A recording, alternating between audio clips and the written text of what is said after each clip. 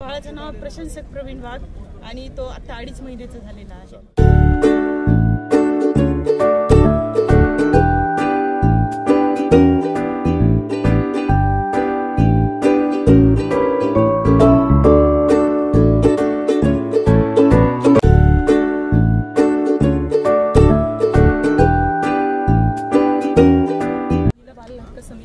समिती प्रमुख राहिलेली आहे महाविकास आघाडी सरकारच्या काळामध्ये. मी वारंवार प्रत्येक ठिकाणी हिरकणी कक्षाची मागणी ही प्रत्येक ऑफिस म्हणा किंवा सर्व ठिकाणी केलेली आहे. बस स्टँड जिथे असतात तिथे हिरकणी कक्ष. पण माझी मागणी आपल्या माध्यमातून राज्य शासनाला राहील की भविष्यामध्ये एक सुंदर असं हिरकणी कक्ष हे अशा मातांसाठी आणि बाळासाठी हे पुढे त्याचं नियोजन करावं. मुंबईचं विधान भवन असेल किंवा नागपूरचं असेल.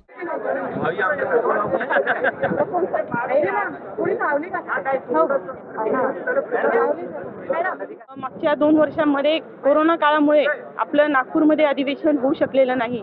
2.5 महिन्याचा झालेला आहे, पण अधिवेशन आहे. अधिवेशन हे मतदारसंघाचे प्रश्न मांडण्यासाठी, लोकांचे प्रश्न मांडण्यासाठी हे बोलवलं गेलं असतं आणि तिथे येणं हे माझं आई मी झालेली आहे, पण त्याचबरोबर मी एक आमदार आहे आणि मतदारसंघातले प्रश्न हे मांडण्यासाठी मी इथे बाळाला घेऊन आलेली आहे.